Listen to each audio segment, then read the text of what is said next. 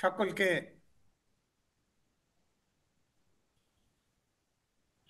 অভিনন্দন জানিয়ে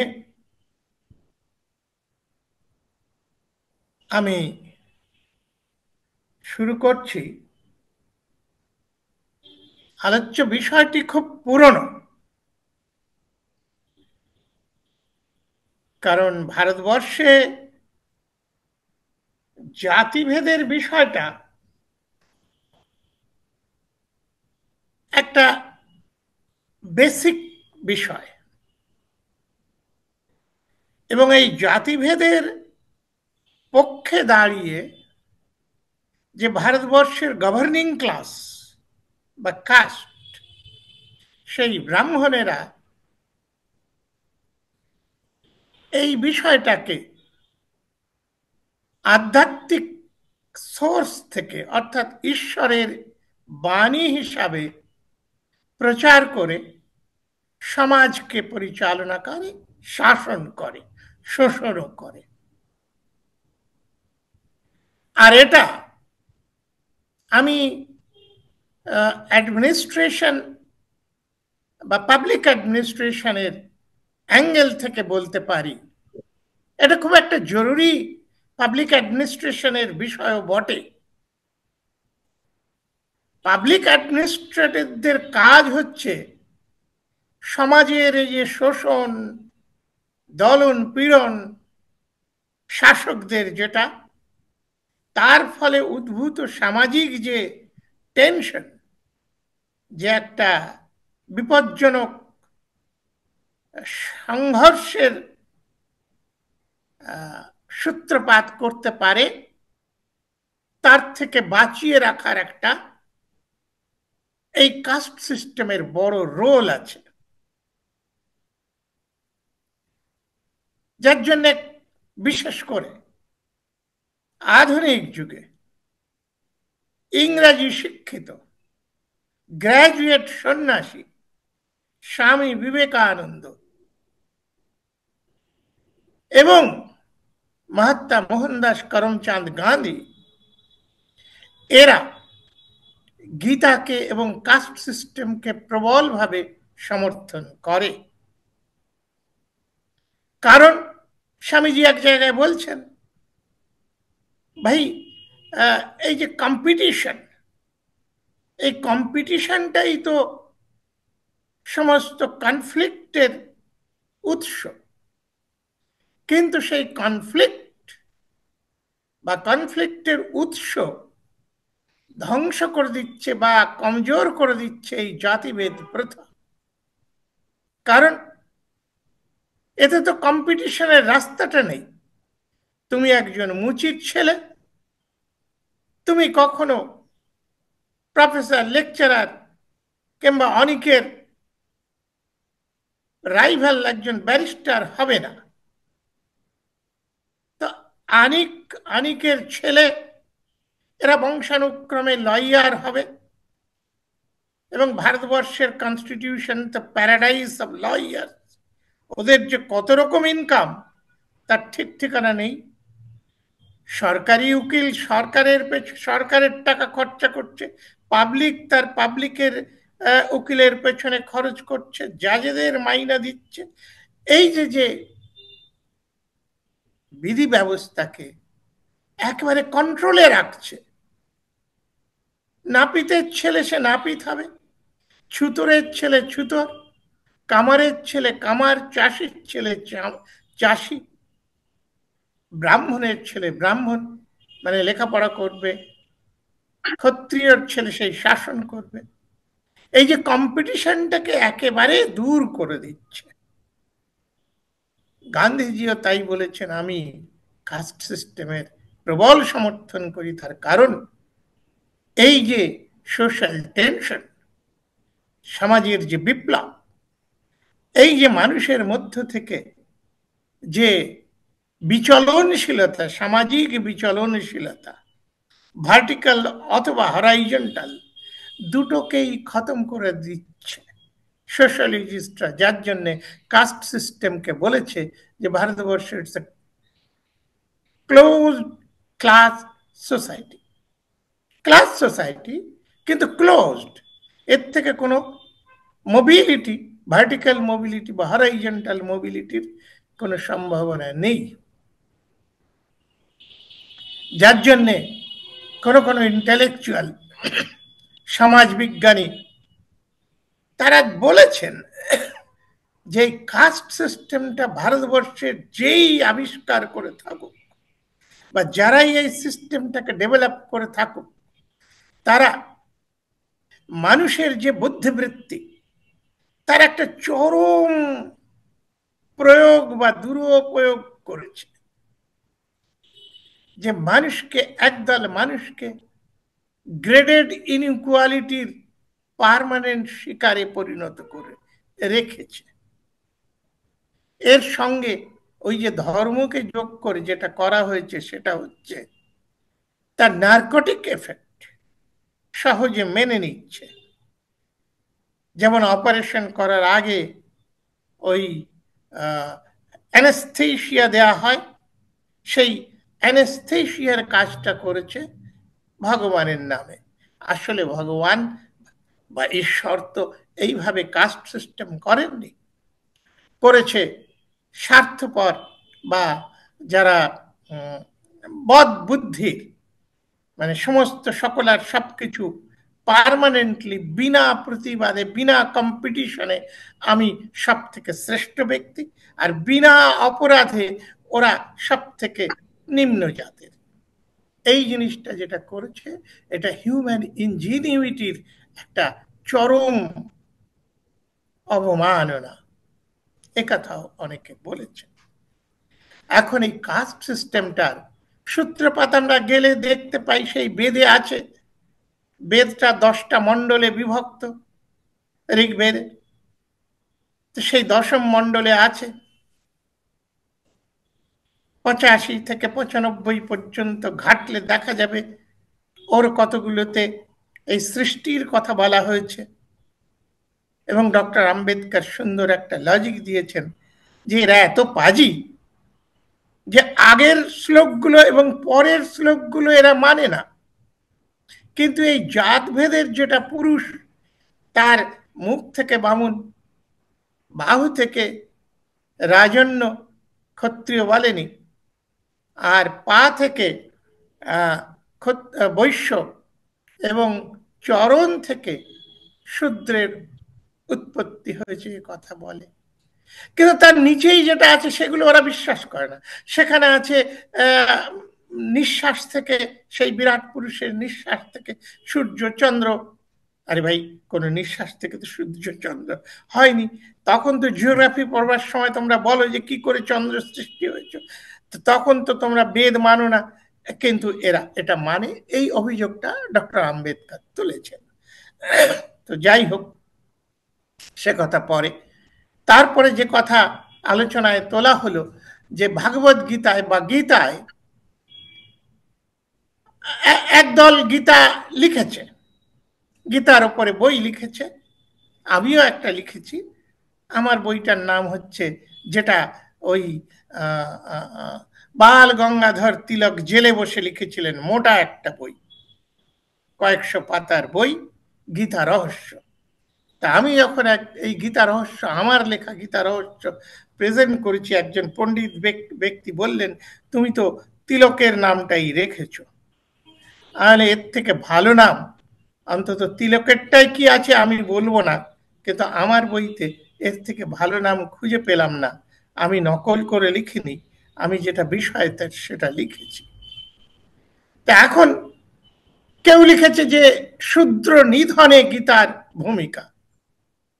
আমি না, শূদ্র নিধন করেনি গীতায়, গীতায় শূদ্রের সৃজন করা আছে।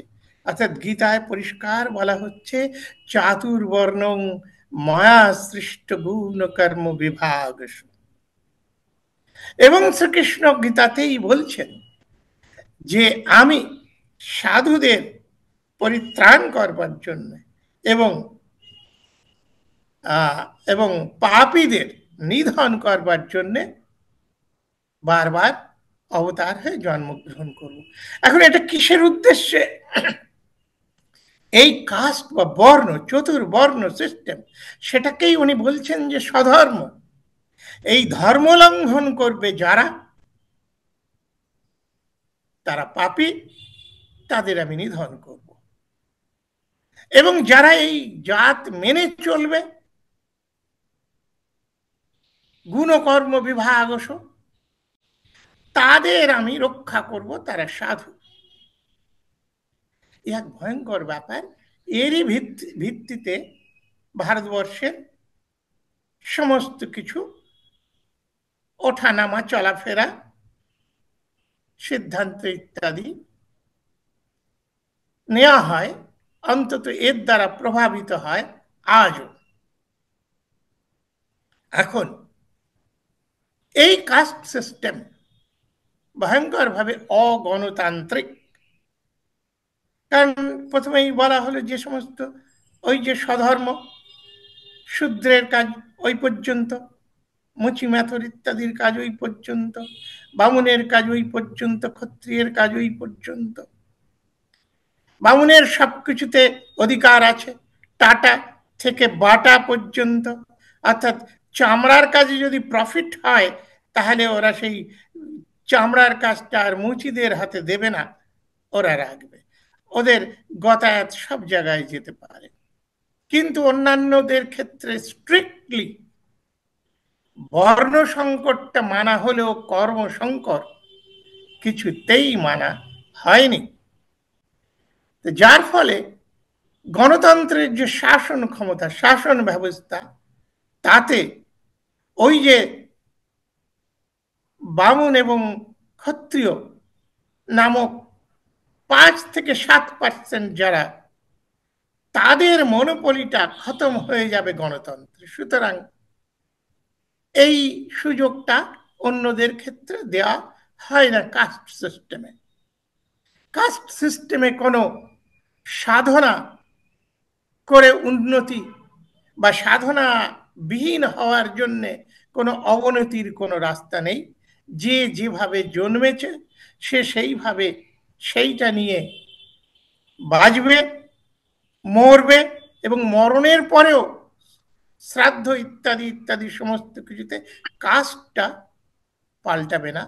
রামবিলাস পাসওয়ান, একজন রাজনীতিবিদ, তিনি খুব ভালো বলতেন বক্তৃতার সময়, জাতি ও হ্যায় जो জাতি নেই, মানে ওটা যাবে না, ওটা মরণের পরেও থাকবে। এমনকি সেদিন দেখছিলাম যে এনিহিলেশন অফ আনটাচেবিলিটি বিল একটা এসেছিল।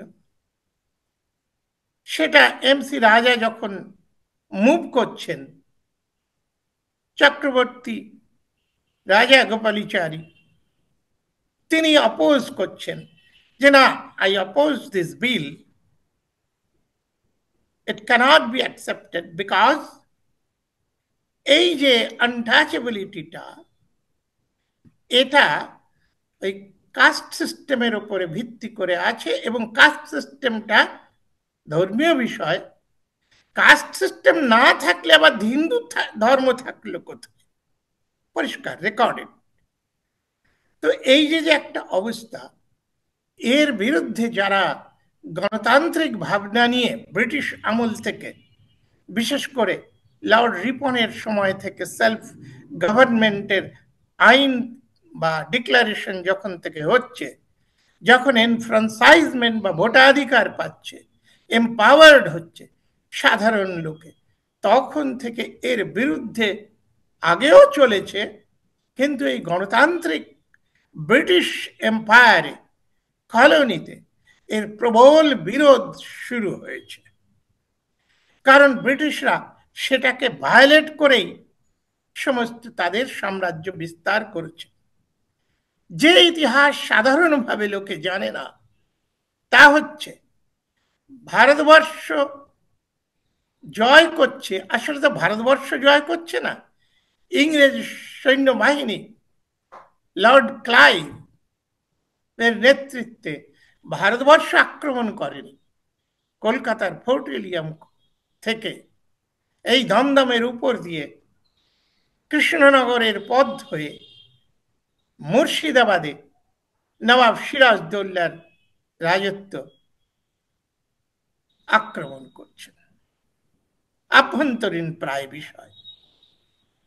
এবং এই আক্রমণ যখন করছেন, তার সৈন্যবাহিনী মোটামুটি 700 মাত্র, 200 ইংরেজ, 500 চন্ডাল, দুসাদ, আনটাচেবলস। এই আনটাচেবল আর্মিদের নিয়েই লর্ড ক্লাইভ ভারতবর্ষের সাম্রাজ্য প্রতিষ্ঠা করেছিলেন। সুতরাং এই যে আনটাচেবল, যারা কোনোদিন সেলফ ডিফেন্সের কোন রকম অধিকার ছিল না, তারা সেদিনের পৃথিবীর সব থেকে মারাত্মক অস্ত্র রাইফেল বেয়োনেটসের অধিকারী হয়ে ট্রেন্ড হচ্ছে। তো এই যে জাতিভেদটাকে ভেঙে দিল, ওরা ভালো চাকরি পেল, রাজার চাকরি, জাতিভেদটাকে ভেঙে দিল। আর্মির লোকেরা, সোলজাররা শিক্ষায় পারদর্শী হতে হবে, সুতরাং ওই যে শিক্ষা দেব না, জাতিভেদে ভেঙে দিল। এই যে ভাঙাটা শুরু হলো, এই ভাঙাটা শুরু হওয়াতে এই জাতিভেদের ওপরে সুন্দর সুন্দর কথা এবং রিসার্চ শুরু হলো, অ্যানথ্রোপোলজির অ্যাঙ্গেল থেকে, সোশ্যাল অ্যাঙ্গেল থেকে, ইকোনমির অ্যাঙ্গেল থেকে। এবং ভারতবর্ষের কেউ অত সুন্দর জাতিভেদের ওপরে কথা বলতে পারেনি, আমি যেটা দেখেছি কার্ল মার্কসের কমেন্টসে। তিনি তার চিঠিতে লিখছেন, the hereditary division of labour upon which rest Indian caste, the decisive impediment of Indian progress and power. অর্থাৎ একটা হেরিডিটারি ডিভিশন অফ লেবার, জন্ম জন্মান্তর ধরে, জন্মসূত্রে প্রফেশনাল, এই ডিভিশন অফ লেবারটা হেরিডিটারি। সুতরাং এই যে বিষয়টা, এটা কার্ল মার্কস সুন্দর করে ধরলেন। এত সুন্দর করে আর কেউ এটাকে বলতে পারেনি। বেশিরভাগ ওই সোশিওলজিক্যাল অ্যাঙ্গেল এবং রিলিজিয়াস অ্যাঙ্গেলের মধ্যে চলে যায়। কিন্তু জাতটা, প্রতিটি জাত, ওই যে বললাম মুচির ছেলে, মুচি is a profession, it's a economy. কৃষকের ছেলে, ইটস এ প্রফেশন। জেলের ছেলে, ওটা একটা প্রফেশন। ওই যে প্রফেসর, ব্রাহ্মণেরা, পূজারী, প্রিস্ট, সমস্ত profession. Economy structure, or the basic structure of the society, is controlled and based on the basis of caste. কাস্টের নার্ভাস সিস্টেমটাই হচ্ছে ইকোনমিক সিস্টেম। সেই জন্যে মার্কস ওটাকে ওভাবে ধরেছেন। অবশ্য অন্যান্য সকলের মতন কার্ল মার্কসের মতন সব থেকে বড় জ্ঞানী পৃথিবীর ইতিহাসে পাওয়া যত জ্ঞানী লোক আছে, তিনিও ফেল করলেন ভারতবর্ষের এই কাস্ট সিস্টেম সম্পর্কে। যে ভবিষ্যৎবাণী সেটা করলেন, সেটা ব্যর্থ হলো। যেমন আম্বেদকর যেটা করেছে সেটা ব্যর্থ হয়েছে, সেই জন্য আজও কাস্ট বহাল তরিয়তে রয়েছে। আম্বেদকর লিখলেন একটা বড় বই, খুব বড় নয়, কারণ 1935 সালে ডিসেম্বর মাসে লাহোরে তিনি একটা বক্তৃতা দিবেন জাতপাত তোড়ক মণ্ডলের পক্ষ থেকে। তাতে প্রেসিডেন্সিয়াল স্পিচটা তিনি লিখেছিলেন, সেই স্পিচটা তাকে দিতে দেওয়া হয়নি। যে তার মধ্যে তিনি কনভার্সনের কথা বলেছেন, সেটাকে বাদ দিতে হবে। আম্বেদকর রিফিউজ করলেন, no, it is the privilege of the president to give whatever he wants, can not be changed. পরে তিনি ওটা ছোট একটা বই আকারে পাবলিশ করলেন, অ্যানিহিলেশন অফ কাস্ট। সুন্দর বই, অসাধারণ বই। তাতে মানুষের সভ্যতার অনেক আছে। তাতেও উনি বলেছেন যে এই কাস্ট সিস্টেমটাকে কি করে এনিহিলেট করা যাবে। নানান ধরনের কথা বলেছেন, এভাবে করতে হতে পারে, এভাবে হতে পারে, যেমন ইন্টারকাস্ট ম্যারেজ, ইন্টারডাইন, হ্যান ত্যান নানান কিছু। না, সবকিছুই শেষ পর্যন্ত অকেজ।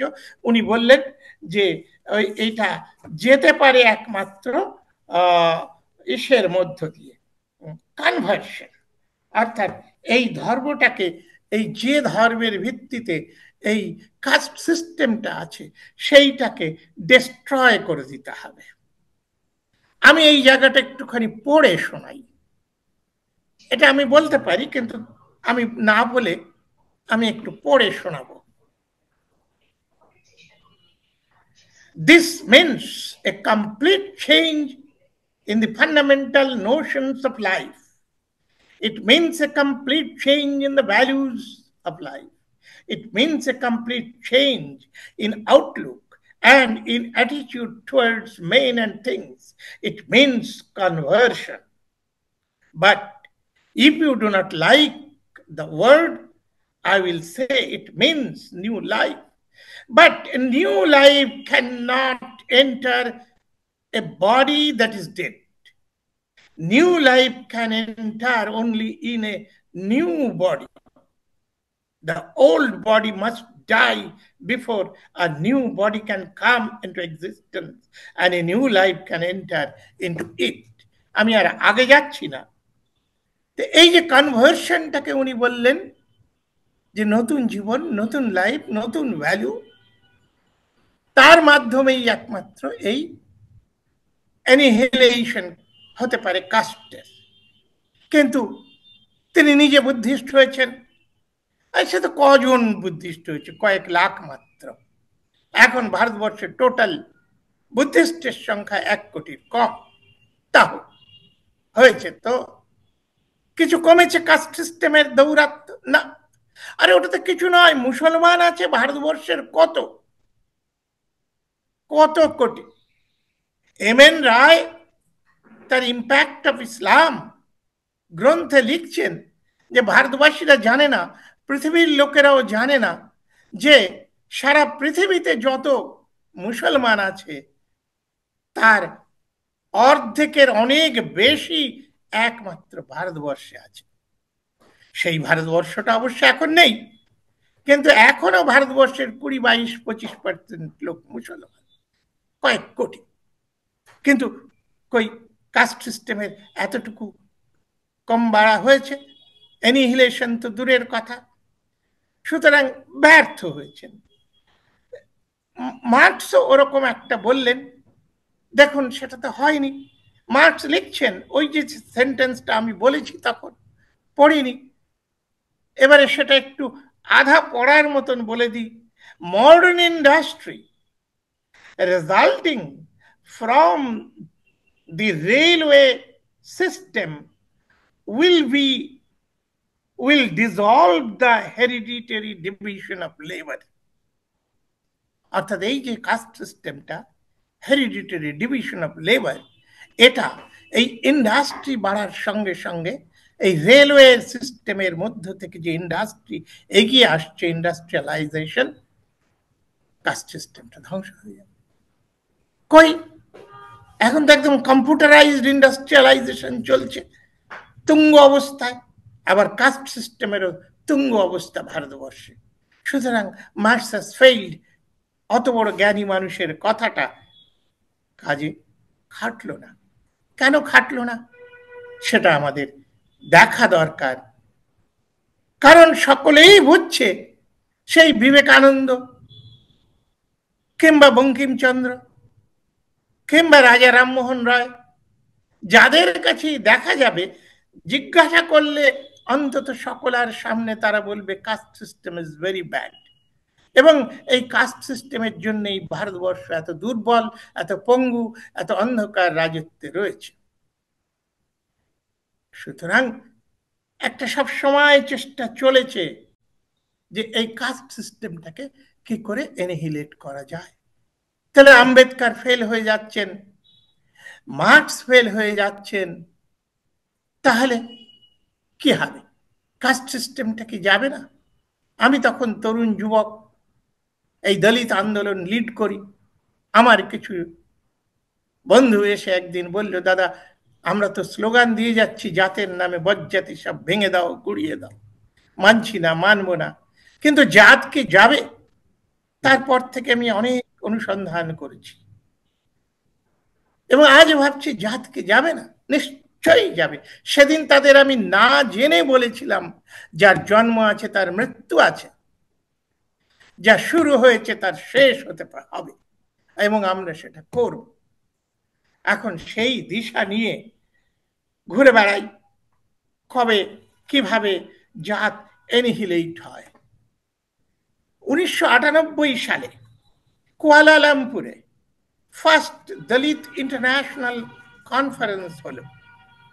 আমি ব্যুরোক্র্যাট, তৎসত্ত্বেও গভর্নমেন্ট আমাকে এই কনফারেন্স অ্যাটেন্ড করবার জন্য পারমিশন দিয়েছিল এবং আমি এইটা অ্যাটেন্ড করেছিলাম।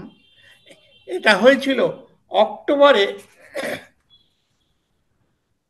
10th-11th October 1998। সেই কনফারেন্সটার ব্যানার ছিল টুয়ার্ডস এ কাস্টলেস সোসাইটি, এবং আমি সেই নামে একটা ছোট বই 100 পাতার লিখে ফেললাম। ওই মার্কস পড়েছি, আম্বেদকর পড়েছি, বিবেকানন্দ পড়েছি, গান্ধী পড়েছি, সুতরাং ভেবেছি যে আমি আরো ভালো জিনিস, একেবারে ঠিকঠাক কথা লিখতে পারবো, এবং লিখেছিলাম। লিখে ওই কিছু বই নিয়ে আমি চলে গেছি, আর যাওয়ার আগে ছেলেকে দিয়ে গিয়েছিলাম, এটা মান্যবর কাশিরামকে দিয়ে দেবে, উনি পরের দিন যাচ্ছেন এবং উনি এর উপরে বক্তৃতা দেবেন, যেন উনি পড়ে যান বিষয়টা, তাহলে ভালো বলতে পারবেন। তো আমি, আমার এই যে বইটা, এই হচ্ছে সেই বইটা, টুয়ার্ডস এ কাস্টলেস সোসাইটি। তো এই বইটা নিয়ে আমি তো গিয়েছি। কাশিরাম পরের দিন পৌঁছলেন। আমি বললাম, সাহেব বইটা পেয়েছেন? বলে, হ্যাঁ পেয়েছি। পড়েছেন? বলে, না পড়ে নেই পায়া, সময় নেই মিলা। বললাম, তাহলে কি বলবেন? কিন্তু যেদিন যখন বলছেন, একেবারে সামনের সিটে ওই কয়েকজন মন্ত্রী ভারতবর্ষের, তাদের সঙ্গে বসে আমি শুনছি একেবারে মন দিয়ে, যে সর্বনাশ করেছে, উনি তো বইটা পড়েননি, তো দেখি কি বলেন। সেদিন শুনলাম কাস্ট সিস্টেম কি করে এনিহিলেট হবে সেই কথা। তিনি তত্ত্ব দিয়ে বললেন যে কাস্ট তো ভগবান তৈরি করেন, it is not created by God, it was created by চতুর কিছু মানুষ, মানুষকে ঠকানোর জন্য। কিসের জন্য তারা কাস্ট তৈরি করেছেন? কাস্ট তৈরি করেছেন তারা অপরের ওপরে কাঠায়, মাথায় কাঁঠাল ভেঙে খাবে বলে। হাজার হাজার ভাগে টুকরো টুকরো করে, হাজার মানুষকে ভাগ করে, তারা দুজনে মিলে এই শয়তানি করে রাজত্ব করবার জন্য করেছে। And Indira Gandhi was the last politician to use the caste card. আমি সেটা ধ্বংস করে দিয়েছি। Now it is the Kashiram phenomena which will work in India and we will annihilate caste. কেন কাস্ট? বলে কাস্ট ওরাই, বামুনেরাই বলবে কাস্ট ভেঙে দাও, কাস্ট মানছি না। এবং তখনকার দিনে আমরা শুনতাম যারা এই পলিটিক্সে কাস্টের কথা বলতো, তোমরা কাস্ট পলিটিক্স করছো, তোমরা কাস্ট পলিটিক্স করছো, অর্থাৎ ওটা ভালো নয়। কেন ভালো নয়? তার কারণ ওরা রাজত্ব করবার জন্য ভেঙেছে। এসো এবারে আমরা সবাই মিলিতভাবে বহুজন সমাজ তৈরি করে ওই রাজটাকে উল্টে দিই, তাহলে ওরাই বলবে না ভাই কাস্ট ঠিক নয়, caste politics is not right. ওই যে বহুজন সমাজ বানাতে হবে, ওই নিচের যে 6000 ভেঙা টুকরো টুকরো সমাজ, তারা একটা সমাজ হবে, নাম হবে বহুজন সমাজ, দলিত সমাজ। সেই দলিত সমাজ সবাই যদি 50% মিলিতভাবেও ভোট দেয়, কাশিরাম বলতেন 30% ইজ দ্য ম্যাজিক ফিগার, এই 30% 40% লোকও যদি তার ভোট দেয়, তাহলে ওই বামুনদের ওই কাস্ট সিস্টেমের সম্পূর্ণ বিপরীত একটা সিচুয়েশন হবে, ওরা বলবে কাস্ট মানছি না, যেটা পশ্চিমবঙ্গে বহু কাল ধরে চলছে।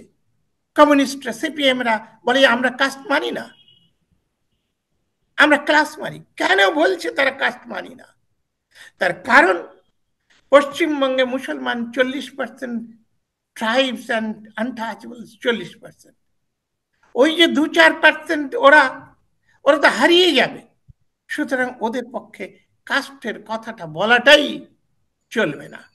We are no more caste. এবং এটা প্রথম করেছিলেন শ্যামাপ্রসাদ মুখার্জি 1941 সেন্সাসের আগে, যে এই হিন্দুরা কেউ কখনো কাস্ট লিখবে না সেন্সাসে, সেন্সাসে লিখবে হিন্দু। এবং সেই করে হিন্দুদের সংখ্যা বাড়িয়ে দেখানো হয়েছিল। এবং ওই যে কাস্ট, যারা শেডিউল কাস্ট সেদিনকার, তাদের সংখ্যা, তাদের জনসংখ্যা 1931 যে লাস্ট কাস্ট সেন্সাস হয়েছিল তাতে ছিল 25%, এবং লোক সংখ্যা ছিল 1,28,00,000।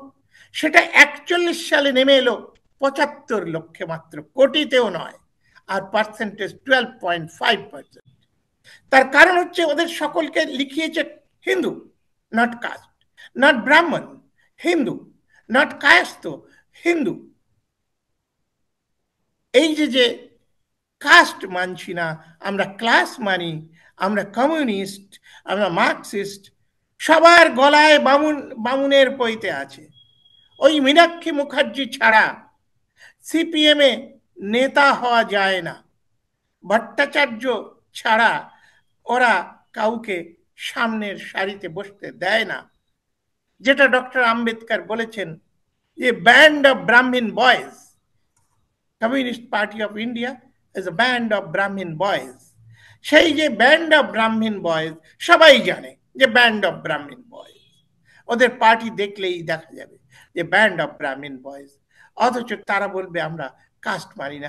সবাই পুজো করতে যায়, সবাই বিয়ের সময় একজন বামুন পুরুত ডাকে, সবাই শ্রাদ্ধের সময়, বাপের শ্রাদ্ধের সময় একটা করে বামুন পুরুত, দুটো করেও ডাকে অনেকে, কারণ বাঙালি বামুনরা পুরো বামুন নয়, সুতরাং তেলেগু বামুনও ডাকে।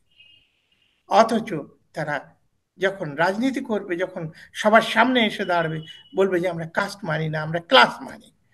তো এই যে কেন তারাই বলছে যে আমরা মানি না, এইটা খোলসা করে দিলেন কাশিরাম। যে আমরা যদি এই যে নিম্ন পর্যায়ের যে সমস্ত 1,000-6,000 ভাগে ভাগ করা রয়েছে, এদের যদি 500-600 কাস্ট ইউনাইটেড হয়ে যায়, কনসাস হয়ে যায়, এবং আমাদের ভোট আমরা দিতে থাকি, যেটা ওনার স্লোগান ছিল, ভোট হামারা রাজ হামারা, অর্থাৎ আমাদের ভোট আমাদের দাও এবং আমাদের রাজত্ব প্রতিষ্ঠা করো, তাতে কেঁপে উঠেছিল ভারতবর্ষ। সঙ্গে সঙ্গে শুরু করেছিল, এই তোমরা কাস্ট পলিটিক্স করছো, তোমরা কাস্ট পলিটিক্স করছো। কাশিরাম বারবার বলেছে, no caste, we have not created caste, caste আমরা তৈরি করিনি, কাস্টে আমাদের কোনো অ্যাডভান্টেজ নেই। তবে তোমরা যখন কাস্ট করেই রেখেছো, আমরা সেটাকে আমাদের যাতে অ্যাডভান্টেজে নেওয়া যায় তার চেষ্টা করছি। আর এই যে কাশিরামের যে তত্ত্ব কথাটা, এই তত্ত্ব কথাটার শুরু করেছিলেন গুরুচাঁদ ঠাকুর।